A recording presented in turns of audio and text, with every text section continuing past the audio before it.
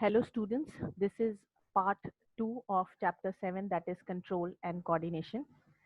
In the previous part, we have discussed about what is control and coordination, and by the end of the video, we have discussed that we will be learning about control and coordination in animals and plants. And in case of animals, we have discussed that nervous system and endocrine system help in the control and coordination. So here in this video, we will be discussing about the nervous system and the role of receptors and neuron in the nervous system. In animals, in class 9th, we have studied that such control and coordination are provided by nervous and muscular tissue. And one of the example is touching a hot object. While touching a hot object, it is an urgent and a dangerous situation in which we have to detect the hot object, we have to detect our surroundings and respond accordingly. But then the question arises, how do we detect that we are touching a hot object? And that detection is done by special molecules which are present in our sensory organs, which are called as receptors. There are various receptors which are present in our sensory organs.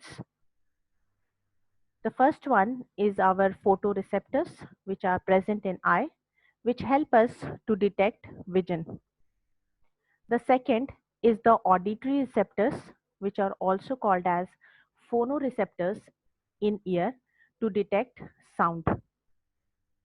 The next one is your olfactory receptors, which are present in nose, which help us to detect smell. Then we have gustatory receptors, which are present in our tongue to perceive the taste. Then we have tango receptors, which are present in our skin to detect touch. So, these receptors are present in our sensory organs, which sends the information to the brain, and the brain sends the processed information to the effector organ for the response. The effector organ, the effector organ can either be muscles or it can be glands. The information which is sensed by the receptors which are present in the sensory organs reaches via the brain, it reaches to the effector organ for the response. This whole mechanism of transfer of information from one place to another, that constitutes the nervous system.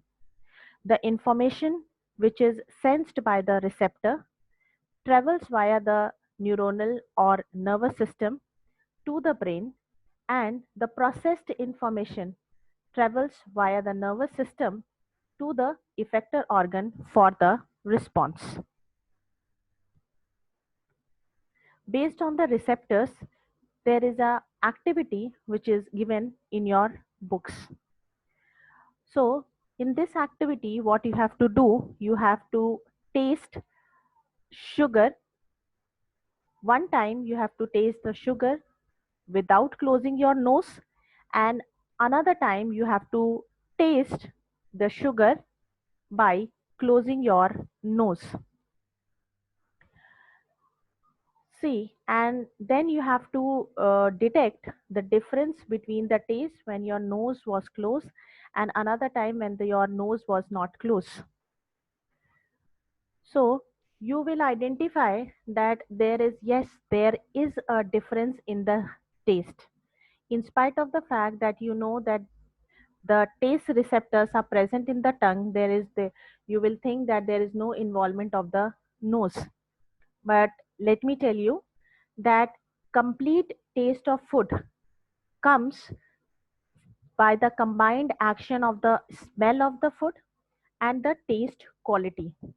So this smell of the food is or flavor or the aroma of the food is sensed by the olfactory receptors which are present in your nose, and the taste quality is sensed by the taste bud which are present in your tongue. When both the informations are combined at your brain, which is called as taste receptors, it gives you a complete taste of food. In a case when there is a blockage in your nose and your receptors, the olfactory receptors, which are not able to sense the smell of the food, in that case you get incomplete taste of food. And that is what happens when you lose the sense of taste during a bad cold, when your nose get choked by the mucus. And that is why when your nose gets choked by the mucus, your receptors are not able to send information to the taste center, where you are not able to smell the taste of the food, or aroma or the flavor does not reach the taste center for interpretation. And therefore, in such cases, you get incomplete taste of food. So, now then, we have seen that the receptors are receiving the information via the nervous system. So the structural and the functional unit of the nervous system, which is transferring the information, is called as neuron. And now we are going to study the structure of neuron. So this is the structure of neuron. The first part of neuron is the dendrites. They are finger-like projections from the cell body that will always receive the stimulus or change in the environment from outside and pass it on to the cyton. Cyton, which is also called as cell body or soma, it contains all the genetic information and maintains the neuronal structure and provides energy to derive all the activities of the neuron. This is followed by this tube-like structure which is called as axon. This axon transmits electrical signals from the cyton to the axonic terminal. Surrounding the axon, you are able to see a fatty layer which is called as myelin sheath, which increases the speed of electrical signals. There are two types of neurons. One is myelinated neurons and another is non-myelinated neurons. The one which is a myelinated neuron, in which the myelin sheath is present around the axon, the information which is transferred from the cyton, it jumps by crossing this myelin sheath, and therefore the speed of transfer of information becomes faster compared to the non-myelinated neurons. Then we have the axonic terminal. It receives the electrical signals from the axon and release neurotransmitter, which are also called as chemical messenger, into a synapse. Synapse is basically a gap between the two neurons. In a nervous system, the neurons are present end to end, and the space between the two neurons is called as synapse, and that is released via the synaptic knob. Synaptic knob, as you can see, that is present at the axonic terminal. It is a bulb-like structure which are present at the axonic terminal, and they release the neurotransmitter into a synapse. Neurotransmitters are basically the chemicals or proteins which are made in the cell body and released from the axonic terminal that stimulates the other neurons.